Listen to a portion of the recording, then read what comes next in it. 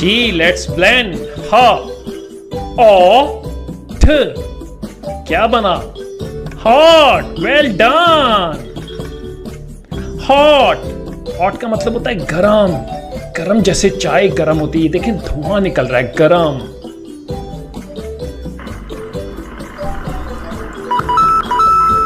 Ji let's blend.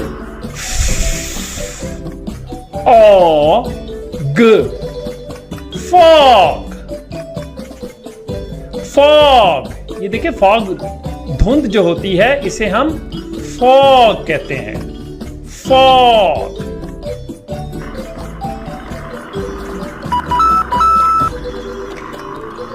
Ji box. Box, box.